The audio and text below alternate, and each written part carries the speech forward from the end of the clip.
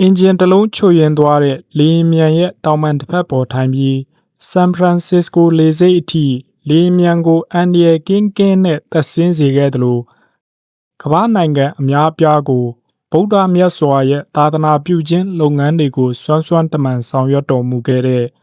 တောင်ပုလူတော်ရဆရာတော်ကြီးရဲ့လို့ပြည်တွင်းပြည်ပမှာထင်ရှားကျော်ကြားလာတဲ့ဆရာတော်ကြီးရဲ့ထေရပတ္တိနဲ့ထူးခြားအံ့ဖွယ်ဖြစ်ရလေးတွေကိုကျွန်တော်အနေနဲ့ဒီဗီဒီယိုလေးနဲ့လက်လန်းမိသလောက်ကျွန်တော်ရဲ့မိတ်ဆွေတွေကိုပြောပြပေးခြင်းပါတယ်ဗျာအားလုံးပဲမင်္ဂလာပါမြန်မာနိုင်ငံသားမကပြည်ပအထိဗုဒ္ဓမြတ်စွာသာသနာကိုတွန်းကားအောင်စွမ်းစွမ်းတမန်ဆောင်ရွက်တော်မူခဲ့တဲ့တောင်ပုလူတော်ရကဘာအေးဆရာတော်ကြီးရဲ့လို့ထင်ရှားတော်မူခဲ့တဲ့အရှင်နန္ဒီယကိုမန္တလေးတိုင်းဝမ်းတွင်းမြို့နယ်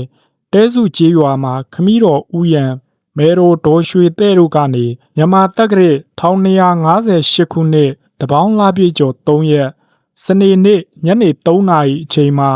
ဆရာတော်အလောင်းလျာကိုမိရှုတန့်စင်ဖွားမြင်ခဲ့ပြီးငယ်နာမည်ကတော့မောင်ပေါ်လာလို့ခေါ်တွင်စေခဲ့ပါတယ်။မောင်ပေါ်လာအသက်9နှစ်ကစပြီးရေဝန်ကျောင်းဆရာတော်ထံမှာပညာသင်ကြားဖို့အတွက်မိဘနှစ်ပါးကအနံ့ခဲ့ရာမြန်မာစာပါဠိအခြေခံစာများကိုသင်ကြားရန်အတွက်ကျောင်းနေရဟန်းဖြစ်တဲ့ဗဒ္ဒနာလက္ခဏာထံဆရာတော်ရဲ့ညွှန်ကြားချက်နဲ့ပါဠိတရားအဘိဓမ္မာအခြေခံဖြစ်တဲ့သိညိုဘာသာရပ်ကိုလေ့လာစည်းဝေးရုံများမကပကြီးစေးရေးစတဲ့အမှုပညာအတတ်တွေကိုပါရေဝန်ကျောင်းဆရာတော်ထံမှလေ့လာစည်းဝေးခဲ့ပါတယ်။ဆရာတော်အလောင်းလျာအသက်14နှစ်ရောက်တဲ့အခါမှာတော့ရေဝန်ကျောင်းဆရာတော်ဗဒ္ဒနာတေဇရဲ့ဥပိ္ပဇေကိုခံယူကာရှင်နန္ဒီယဆိုတဲ့ဘွဲအမည်နဲ့ပပိစတာမဏေပြုပြီးပိကစာပေတွေကိုဆက်လက်လေ့လာစည်းဝေးခဲ့ပါတယ်။ဆရာတော်လောင်းလျာရဲ့အသက်တော်21တာမဏေဝါတော်9ဝါအရမှာ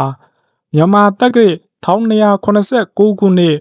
ဝါဆိုလာဇန်10ရက်နေ့မှာဥပိ္ပဇေဖြစ်တဲ့ဥတေဇရဲ့အနိကဆုံးမမှုနဲ့အတူတဲစုရွာမှာရှိကြတဲ့ဥထွန်းအေးဒေါ်ကြာမွေးတို့ကနေပစ္စည်းလေးပါထောက်ပံ့မှုကိုခံယူကာဥပတံ္မရကံဆောင်မြင့်မြတ်တဲ့ယဟန်ပေါင်ကိုရောက်ရှိတော်မူခဲ့ပါတယ်။ဆရာတော်ဟာယဟန်ပြုပြီး9ဝါပြည့်မြောက်တဲ့အခါမှာတော့ပါဠိပိကအခြေခံစာပေတွေလုံလောက်ပြီဖြစ်တဲ့အတွက်သုတ်ဝိနည်းအဘိဓမ္မာလို့ခေါ်ဆိုအပ်တဲ့သုံးပုံပိကပိရိယစာပေတွေကိုမန္တလေးမြို့ဒက္ခိဏယာမဖျားကြီးတိုက်ကိုပြောင်းရွှေ့သတင်းသုံးနေထိုင်ကပါဠိတော်အထာဂရာတီကာစတဲ့ကျမ်းတွေကိုစီးပူးလေ့လာရင်ရွှေဘိုကျောင်းဆရာတော်ဦးဝစာရရဲ့နီးနဲ့အဘိဓမ္မာကျမ်းစာဖျားကြီးတိုက်ဆရာတော်ဦးညေရထံမှာညဝါနဲ့ခင်ခအထာဂရာဥနာရဒထံမှာတော့ဝိနည်းကျမ်းစာပကုတ်ကူတိုက်ထွက်ဖြစ်တဲ့ကျွဲပွဲတိုးစိတ်ဆရာတော်ဥတဒနာတို့ရဲ့ခြေရင်းမှာနီးနာနေတရားယူရင်ဝိနည်း9ကျမ်းတုတ်3ကျမ်းတွေကိုစိုးဝါနေနဲ့ပေါက်မြောက်အောင်သင်ယူတက်မြောက်ခဲ့ပါတယ်ဆရာတော်ကိုယဟန်ပညာရှိလူပညာရှိအများပြားကလည်းမန္တလေးနီးပခုတ်ကူနီးစုံလင်စွာတက်မြောက်တဲ့စာရက်ပေတော်ယဟန်တစ်ပါးအနေနဲ့ချီးမွမ်းတော်မူကြပါတယ်မြန်မာတက္ကရာ1289ခုနှစ်အရောက်မှာတော့ညီတော်ဖြစ်သူတာစီရေလေကျောင်းဆရာတော်ဦးနန္ဒောပါတရဲ့တောင်းပန်ပေးလျှောက်ချက်အရတာစီရေလေကျောင်းပရိယတ္တိစာသင်တိုက်ကြီးကိုအလူခံကစာချဆရာတော်ဖြစ်မြန်မာတက္ကရာ1290ခုနှစ်ကစပြီးစာသင်သားတန်ကအပ100ကျော်တို့ကိုပရိယတ်စာပေတွေကိုမနေမနာပို့ချတော်မူခဲ့ပါတယ်။စာချအလွန်ကောင်းတဲ့ဆရာတော်ကိုနိုင်ငံတော်ကချီးမြှင့်တော်မူတဲ့ကနဝါစကစာချအကျော်ပွဲနဲ့မူလဓမ္မစရိယဘွဲတွေကိုထိုက်ထိုက်တန်တန်ရရှိတော်မူခဲ့ပါတယ်။တောင်ပုလူဆရာတော်လောင်းလျာဟာတာစီရေလေကျောင်းတိုက်မှာစာသင်သားများစွာကိုတိတ်ခါတော်20ရတဲ့အထိစာပေတွေကိုမနေမနာပို့ချတော်မူပြီးနောက်ဆုံးဝိသုဒ္ဓိမတ်ထာဂရာကျမ်းကြီးကိုပို့ချနေစဉ်မှာမိမိရဲ့တန်တန်မှအမြင့်တွယ်လာခဲ့တဲ့နိကမိဇာတယဝိဝေကဓက္ခံပါရမီတွေကနေရောင်နဲ့ထိတွေ့ရတဲ့ကုမုဒ္ဒရာဂျပမာကာကာဆွင့်ဆွင့်ပွင့်လန်းသလိုဖြစ်ရာကဆရာတော်ဟာစာသင်သားပရိသတ်တွေနဲ့စုစုယုံယုံသာသနာပြုနေရတာကိုပဲမိမိအတွက်ခိုင်မြဲတဲ့အနှောင်ဖွဲ့ကြီးရဲ့လို့မှတ်ထင်တန်ဝေကရခဲ့ပါတယ်ဝိသုဒ္ဓိမတ်ကျမ်းဆိုတာဘလို့ကျမ်းမျိုးလဲလို့ပြောပြရမယ်ဆိုရင်ဝိသုဒ္ဓိမတ်ကျမ်းကိုသင်ယူပြီးသူ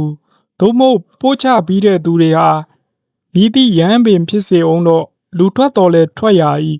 တောထွက်တော်လဲထွက်ရ၏ဆိုတဲ့ပြိပါဒစကားအရတီလဝိတုဒ္ဓိယာမှာအယိုအဖိတ်မရှိစင်ကြယ်တဲ့တောင်ပုလူဆရာတော်အလောင်းလျာမထေမြတ်အနေနဲ့ကဝိတုဒ္ဓိမကျမ်းကြီးကိုပို့ချတော်မူသည့်ချိန်ကစပြီးဂါမဝါဒီအဖြစ်ဖြစ်သို့မဟုတ်အရိညာဝါဒီအဖြစ်ဖြစ်နေရန်သာစိတ်အားထက်သန်တော်မူခဲ့ပါတယ်။ဆရာတော်အလောင်းလျာရဲ့စိတ်ဆန္ဒအရဒူရနှဖျားရှိတဲ့အနက်မှာလဲဝိပဿနာဒူရကိုငယ်စဉ်ကတည်းကစိတ်အားထက်သန်ခဲ့သူဖြစ်တယ်လို့ပฏิပတ်နဲ့သာသနာပြုဖို့အတွက်ဆုံးဖြတ်တော်မူခဲ့ပါတယ်။အဲဒါလို့ဆုံးဖြတ်တော်မူတဲ့အတိုင်းလဲ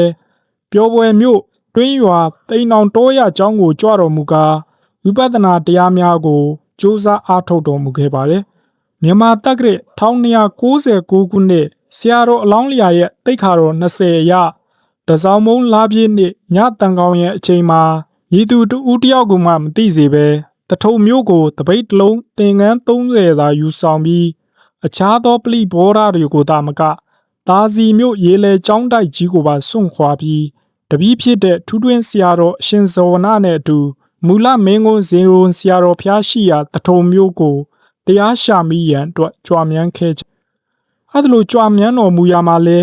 လဲလီမော်တော်ကားမိရထားစတဲ့ယင်းတွေကိုစီးတော်မူပဲတက်ဆွမ်းသမျှဒုတင်စောက်တီကာခြေလျင်ခီးပြစ်သာကြွတော်မူခဲ့ကြပါတယ်။အဲဒါလိုခြေချင်းကြွခြင်းကလည်းမုံမြတ်လာတဲ့ရည်ရွယ်ချက်နဲ့အကြောင်းရင်းရှိပါတယ်။နံပါတ်1ရည်ရွယ်ချက်ကတော့ဤသည့်ရင်ရထားကိုများမစီးပဲရောက်ရရက်မှာပိဏဘတ်ဆွမ်းခံကဖုံးပြေးပြီးခြေချင်းကြွခြင်းကိုရည်ရွယ်ပါတယ်။နံပါတ်2ရည်ရွယ်ချက်ကတော့မိမိတို့ကြွသွားရလမ်းတစ်လျှောက်မှာရှိတဲ့တကိုးကြီးဇေဒီပထိုးတွေကိုဖူးမြော်ဖို့အတွက်ရည်မှန်းကြပါတယ်။နံပါတ်3ရည်မှန်းချက်ကတော့ရောက်ရရက်မှာဝါကတ်တောရစောက်တီရန်ရည်မှန်းကြပါတယ်။နံပါတ်4ရည်မှန်းချက်ကတော့ကြွသွားရလမ်းတစ်လျှောက်မှာရှိတဲ့ဆရာတော်ကြီးတွေကိုဖူးမြော်ပြီးဆရာတော်ကြီးတွေထံမှတရားနာယူကြရန်ရည်မှန်းခြင်းဆိုတဲ့အဋ္ဌံ၄ရက်ကြောင့်ပဲခြေချင်းကြွတော်မူကြပါတယ်။ခြေချင်းကြွတော်မူကြတဲ့တောင်ပုလူဆရာတော်လောင်းလျာတို့တောင်ငူမြို့ကိုရောက်တဲ့အခါတပည့်ဖြစ်တဲ့ဦးနန္ဒောဘာသာကိုပါတပါးတည်းခေါ်ပြီးဆက်လက်ကြွတော်မူခဲ့ရာတက္ကရာ1299ခုနှစ်တပေါင်းလာဇန်2ရက်နေ့ရောက်မှာတော့မဟာတတိပဌံသာသနာထွန်းကားရနယ်မြေဖြစ်တဲ့တထုံမြို့ကိုရောက်တော်မူခဲ့ကြပါတယ်။တထုံမြို့ကိုရောက်တော်မူခဲ့ကြတဲ့ဓမ္မခီးသည်များဖြစ်ကြတဲ့ဆရာတော်သုံးပါးဟာမိုးညင်းဓမ္မတပင်ကြီးနဲ့ကြုံကြိုက်ကြတဲ့အတွက်တရားနာပြီးရွှေစာရန်ဖျားအရှိဘတ်မုတ်မှာရှိတဲ့ကံကြီးကျောင်းဆရာတော်ဦးစံတော်ဘာသာထံမှာ3ရက်တိတိအပန်းဖြေနားနေတော်မူခဲ့ကြပါတယ်။ဆရာတော်ဦးစံတော်ဘာသာထံကနေမူလမင်းကွန်းဇေရွန်ဆရာတော်ဖျားကြီးထံရောက်တဲ့အခါတောင်ပုလူဆရာတော်အလောင်းလျာရှင်နန္ဒီယနဲ့မူလမင်းကွန်းဇေရွန်ဆရာတော်ဖျားကြီးတို့ပဋိတန်ထာရပြုံငါလောကကိုပြုကြပါတယ်။မူလမင်းကွန်းဇေရွန်ဆရာတော်ဖျားကြီးကတောင်ပုလူဆရာတော်အလောင်းလျာရဲ့ရည်ရွယ်ချက်ကိုသိတော်မူတဲ့အခါငါရှင်ဤကျောင်းတိုင်းမှာသတင်းသုံးလို့တဲ့ဤသည့်ယဟန်ဖြစ်စေပရိဝတ်မာနစောက်တည်ရမယ်ဝိနည်းတွေမာတိကာကိုအာကုံနှုတ်တက်ရမယ်အယုတ်ဆုံး3နှစ်နေပြီးတရားအထုတ်နိုင်သူဖြစ်ရမယ်ဒီချက်တင်နဲ့ပြည့်စုံတဲ့သူကိုသာတို့ကစီစစ်ပြီးလက်ခံတဲ့ကွငါရှင်တို့ကဒီချက်3ချက်နဲ့ပြည့်စုံသူများဖြစ်နိုင်မှာမလားအဲ့ဒါလိုမူလမင်းကွန်းဇေရွန်ဆရာတော်ဖျားကြီးကမိန့်တော်မူပါတယ်တောင်ပုလူဆရာတော်မထေရရဲ့ပြန်လဲလျှောက်ထားချက်ကတကယ်ကိုသာသနာဆိုတာဒီလိုဆရာတော်အချင်းချင်းခါရဝတရားတွေကြီးမားပါလားလို့ကျွန်တော်အနေနဲ့ဆရာတော်ကြီးရဲ့ထေရောပတ္တိကိုဖတ်ရှုရင်အယံကိုတုံလို့တလို့ဝမ်းသာပီတိလည်းဖြစ်ရပါတယ်ဗျာတောင်ပုလူဆရာတော်လောင်းလျာမထေဘလို့ပြန်လဲလျှောက်ထားတယ်လဲဆိုတာကိုပြောပြပေးပါမယ်ခင်ဗျာတောင်ပုလူဆရာတော်လောင်းလျာမထေကဖျားတပည့်တော်တရားအထုတ်ရန်တထုံသွားမယ်လို့စိတ်ပိုင်းဖြတ်ပြီးကြတဲ့ကတဝါရင်းလုံးပြိဝတ်မာနစောက်တည်ခဲ့ပါတယ်ဗျာအကယ်၍ရှင်ဘုရားမကျင်တတ်သေးပါလင်ဘုရားတပည့်တော်ပြန်ပြီးမာနစောက်တည်ဖို့လဲဝင်မလေးပါဗျာဝိနည်းတွေမာတိကာကိုလည်းရဟန်းဖြစ်ကြတဲ့ကအခုချိန်ထိအမြဲနှုတ်ငုံဆောင်ထားခဲ့ပါတယ်ဗျာအဲ့ဒါလိုပြန်လဲလျှောက်ထားပါတယ်အဲ့ဒါလိုတောင်ပုလူဆရာတော်ကပြန်လဲလျှောက်ထားတော့မူလမင်းကွန်းဇေရွန်ဆရာတော်ဘုရားကြီးကကိုင်းငါရှင်ဒီလိုဆိုရင်တော့ပြန်လဲစောက်တည်ဖို့မလိုပါဘူးအဲ့ဒါလိုမိန့်ကြားတော်မူပါတယ်ဒီလိုနဲ့တောင်ပုလူဆရာတော်လောင်းလျာနဲ့နောက်ပါတပြည့်နှစ်ပါးကိုမူလမင်းကွန်းဇေရွန်ဆရာတော်ဖျားကြီးထံမှာဒွေမာတိကာကိုအာကုံပြန်ဆိုကြပြီးတဲ့နောက်မှာတော့အာဝါတိကယံများဖြစ် မူလမင်းကွန်းဇေရွန်ဆရာတော်ဘုရားကြီးထံမှနေထိုင်ခွင့်ရကြတဲ့အပြင်ဆရာတော်ကြီးရဲ့နိနာနေပြကိုခံယူပြီးဆရာတော်ကြီးရဲ့လမ်းညွှန်ချက်တိုင်းပါဠိမောက်ပြခြင်းပိဏ္ဏပတ်ဒုတင်စောက်တည်ခြင်းစတဲ့စီကံသတ်မှတ်ချက်တွေနဲ့အတူမဟာတတိပဋ္ဌာန်ဝိပဿနာတရားတော်ကိုဆရာသခင်ရဲ့လမ်းညွှန်ချက်ကိုအခြေခံကာ3နှစ်နေထိုင်ခွင့်ရခဲ့ပေမဲ့တောင်ပုလူဆရာတော်အလောင်းလျာရဲ့အပတ်တကုတ်ကျင့်ကြံကြိုးကုပ်ပွားများအားထုတ်မှုအတွက်မူလမင်းကွန်းဇေရွန်ဆရာတော်ဘုရားကြီးရဲ့ယုံကြည်လောက်သူတပည့်တူဖြစ်လာခဲ့ပါတယ်။တောင်ပုလူဆရာတော်အလောင်းလျာရဲ့ကြိုးစားအားထုတ်မှုနှစ်ပြည့်တဲ့အခါမှာတော့တီလာရှင်ဆရာကြီးဒေါ်ကုသလရဲ့လျှောက်ထားချက်နဲ့မူလမင်းကွန်းဇေရွန်ဆရာတော်ဘုရားကြီးရဲ့လမ်းညွှန်ချက်အရမော်လမြိုင်မြို့နဲ့6မိုင်ဝေးကွာတဲ့ခံရင်းရွာကျောင်းကိုကြွတော်မူပြီးဝိပဿနာကမ္မထံအားထုတ်နည်းများကို2နှစ်ဆက်တိုက်ဒီပေးလမ်းညွှန်ပြသတော်မူခဲ့ပါတယ်။အောက်ပြေအောက်ရွာမှာ4နှစ်တိတိကျင့်ကြံကြိုးကိုပွားများအားထုတ်ပြီးတဲ့နောက်မှာတော့မြန်မာတက္ကရာ1303ခုနှစ်အရောက်မှာတဲစုရွာသို့ပြန်လည်ကြွရောက်တော်မူကာကျောက်စင်တောရတပြေချောင်းတောရတောင်ပုလူတောရစတဲ့အရက်တွေမှာဝိပဿနာအကျင့်မြတ်နဲ့တူ73မှားသောဒုတင်ကမ္မထံအကျင့်စခန်းကို12နှစ်တာမြစ조사အားထုတ်တော်မူခဲ့သလိုအပတ်တကုတ်စ조사အားထုတ်နေစဉ်ကာလတွေမှာလည်းကြောက်ဆောင်6ကမ်းပါးနဲ့တိရိတ်ဝါရိတ်တွေကိုကြောင်းမှတ်ဖြစ်သတင်းသုံးခြင်းဆိုတဲ့ရုက္ခမူလဒူရင်အမိုးကမရှိတဲ့လွင်တီးခေါင်ရက်မှာပဲနေခြင်းဆိုတဲ့အဘောကာတိကဒူတင်တနေ့ကိုတစ်ချိန်နဲ့တနေရာထဲမှာပဲစွန့်စားခြင်းဆိုတဲ့ဧကတနိဒူတင်တပိတ်တလုံးသင်္ကန်း30ထက်မပိုတဲ့တိစီဝရိတ်ဒုတင်စတဲ့ဒုတင်73မှားကိုအလင်းသင့်တယ်လို့စောက်တည်ရင်ဝိပဿနာတရားတွေကိုအာသွန်ခွန်ဆိုင်မနေမနာကျင့်ကြံကြိုးကုပ်ပွားများအားထုတ်တော်မူပါတယ်။အဲ့ဒါလိုစ조사အားထုတ်တော်မူတဲ့ဆရာတော်ကြီးရဲ့အံ့ဘွယ်ကုံကိုကြီးညိုကြတဲ့တောင်ပုလူဆယ်တိဆောက်ရေးအရာရှိတွေကအလူခံပုဂ္ဂိုလ်နဲ့အလူရှင်ကြုံကြိုက်ကြတဲ့အတွက်ကျောင်းလူခံဖို့တောင်းပန်လျှောက်ထားကြပြီးမြန်မာတက္ကရာ1373ခုနှစ်မှာဝကမိုးဝကကကျောင်းကလေးတစ်ဆောင်ကိုစောက်လုပ်လူဒန်းခဲ့ကြပါတယ်။အလူရှင်များစောက်လုပ်လူဒန်းထားတဲ့ဝကမိုးဝကကကျောင်းလေးမှာပဲတရားဓမ္မတွေရဲ့လူဒန်းမှုစေတနာကိုချီးမြှောက်တဲ့အနေနဲ့ဆရာတော်သတင်းသုံးတော်မူခဲ့ပါတယ်။ကျွန်တော်အနေနဲ့ဒီနေရာမှာဆက်မိလို့ဆရာတော်ကြီးရဲ့တိမော့ဖွယ်အချို့ကိုလည်းပြောပြပေးခြင်းပါတယ်ဗျာ။အမှန်တော့ဆရာတော်ကြီးဟာလွန်တော်မူတဲ့အထိလဲလျောင်းခြင်းမပြုတဲ့နေသိစစ်ဒူရင်ကိုအသက်ထက်ဆုံးစောင့်တည်တော်မူခဲ့ပါတယ်။ဆရာတော်ကြီးဟာဒုတင်အချစ်မြတ်တဲ့ဝိပဿနာတရားတော်တွေကိုအပတ်တကုတ်စ조사အားထုတ်နေစဉ်အခါတစ်ပါးမှာဆရာတော်ကြီးမနာမကျန်းဖြစ်တော့ဆရာတော်ကြီးသတင်း300ရက်မှာတက်ဆွဲထားတဲ့မိထီလာကနေတာဝန်ကျတဲ့စစ်ဆေးဝန်တန်းဒေါက်တာအဘတ်စာကာကဆရာတော်ကြီးကိုဆေးထိုးပေးဖို့ပြင်တဲ့အခါဆရာတော်ကြီးကတစ်ပင်ကိုလက်ညှိုးညွှန်ကာအဲပင်ကိုသာထိုးပေးလိုက်ပါတော့မိန့်ကြားတော်မူတဲ့အတွက်ဒေါက်တာအဘတ်စာကာကလည်းဆရာတော်ကြီးညွှန်ကြားချက်အတိုင်းလိုက်နာဆောင်ရွက်ခဲ့ပါတယ်။နောက်တစ်ရက်မှာတော့ဆရာတော်ဟာယောဂဝေဒနာပျောက်ကင်းသွားပြီးဒေါက်တာအဘတ်စာကာကလည်းဆရာတော်ကြီးရဲ့ထူးခြားတဲ့အိန္ဒြေအမူအရာတွေကြောင့်အလွန်ကြည်ညိုပြီးဆရာတော်ကြီးကိုရန်ကုန်မြို့ရှိမိသားစုထံကိုကြွရောက်ဖို့အတွက်အထူးပင့်လျှောက်တော်မူခဲ့ပါတယ်။ဒါကဆရာတော်ကြီးအနောက်နိုင်ငံကိုသာသနာပြုဖို့အတွက်လန်ခီအစာပြုတယ်လို့ဆိုနိုင်ပါတယ်။နောက်ထပ်ဆရာတော်ကြီးရဲ့ထူးခြားတဲ့ဂုဏ်တော်ကိုချီးမွမ်းရမယ်ဆိုရင်ဆရာတော်ကြီးဟာသီလကိုအသက်ထက်ဆုံးတန်ဖိုးထားပါတယ်။မနာမကျန်းဖြစ်နေချိန်တောင်မှဒုတင်အကျင့်ကိုလျှော့ချခြင်းမရှိတဲ့အပြင်ပြင်းထန်လွန်းတဲ့ဝေဒနာကိုကျော်လွန်ဖို့အတွက်တစ်ပင်မှာခြိထားတဲ့ကြိုးကိုဆွဲကင်လျက်မတက်ရရင်အနားယူတော်မူခဲ့ပါတယ်။အဲဒါလိုကြီးမားလာတဲ့အာထုံမှုဝိရိယကြောင့်ပဲအနေနဲ့ရက်ကလာရောက်ဖူးမြော်ကြတဲ့သူတွေများပြားလွန်းတဲ့အတွက်ဆရာတော်ကြီးရဲ့တောရကျောင်းကလေးကလည်းစီကားလာခဲ့ပါတယ်။ဆရာတော်ဟာလာရောက်ဖူးမြော်ကြတဲ့သူတွေများပြားလွန်းတဲ့အတွက်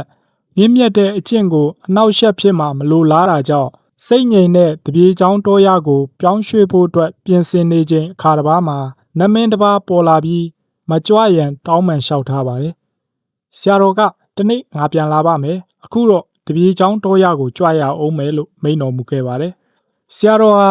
ဒုတင်တဲ့ဝိပဿနာတရားတော်တွေကိုအပတ်တကုတ်စ조사အားထုတ်ရင်းမြန်မာတက္ကရာ1315ခုနှစ်ရောက်မှာတဲစုရွာမှာတည်ရှိတဲ့အနော်ရထာမင်းစောလက်ထက်ကလေးကတည်ထားတော်မူခဲ့တဲ့မူလဇေရီဟောင်းကိုငုံပြီးဘုဇင်9ပါးကိုရင်ညွန်းပူဇော်တဲ့အနေနဲ့ညံတော်130တောင်တထွာတမိုက်တလက်သိရှိတဲ့ညမေစုကျောက်ဇေဒီတော်ကြီးကို ရွှေကုံစေတီတော်ရဲ့ပုံစံအတိုင်းတည်ထားတော်မူခဲ့ပါတယ်။ဆရာတော်ကြီးရဲ့ကြိုးပမ်းအားထုတ်မှုကဒီမှာတင်ရက်တက်မနေပဲဝေနေယတတ္တဝါတွေကိုရည်မှန်းကာတောင်ပုလူတော်ရကဘာအေးဓမ္မရိပ်သာကြီးကိုတည်ထောင်တော်မူခဲ့ပြန်ပါတယ်။အဲ့ဒီအချိန်ကစလို့ဆရာတော်ကြီးရဲ့ဘွဲတော်အမည်နာမအရှင်နန္ဒီယဆိုတာပျောက်ပြီး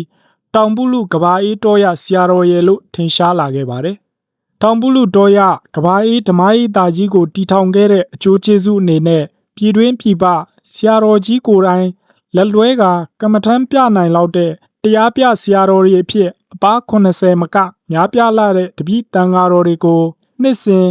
တွင်တင်ညွန်ပြဆုံးမနီလန်းပေးတော်မူနိုင်ခဲ့ပါတယ်။ဆရာတော်ဟာပရိယတ်စာပေတက်ကြွတော်မူတဲ့အပြင်ဝိပဿနာဒုဒပฏิပတ်အကျင့်မှာလည်းအထူးကြော်ကြားလူသိများလာပါတယ်။ရဟန်းမြတ်တို့ချင့်ဆောင်အပ်တဲ့ဒုတင်73မှာအကျင့်တရားကိုဒီဇိုင်းမတ်ကိုယ်တိုင်အားထုတ်တော်မူတဲ့ဤတိုင်းတပည့်တန်ဃာတော်တွေကိုလည်းဒုတင်73မှာအကျင့်တရားကို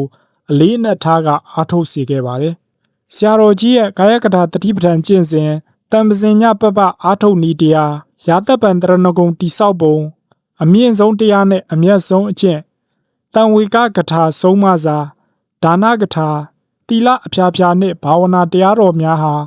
လိုရင်းတူရှင်ထိထိမိမိသိနိုင်စေတဲ့တရားရဲ့အနှစ်သာရများပဲဖြစ်ပါတယ်။ဆရာတော်ဟာပြည်တွင်းသာသနာပြုလုပ်ငန်းအနေနဲ့မြန်မာနိုင်ငံရဲ့အရှိအရက်ရှေ့မြောက်ရက်တွေမှာရှိတဲ့မူဆယ်နန့်ခမ်း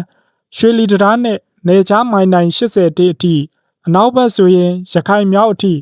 မြောက်ဘက်ဆိုရင်မြေကြီးနားဘူတာအိုအထိကြွရောက်သာသနာပြုတော်မူသလိုမြန်မာနိုင်ငံတောင်ပိုင်းသာသနာပြုရာမှာလည်းကော့တောင်းနဲ့ရနောင်ရေလက်ကြားမှာရှိတဲ့တထေးကျွန်းထိခက်ခဲပင်ပန်းဆင်းရဲစွာကြွရောက်သာသနာပြုတော်မူခဲ့ပါတယ်။ဆရာတော်ဟာမြတ်စွာဘုရားနဲ့ရှိမထေကြီးများရဲ့ခြေရာကိုအစဉ်လိုက်ပြီးတပြည်လုံးသာသနာပြုခီးစဉ်များကြွရောက်တော်မူခြင်း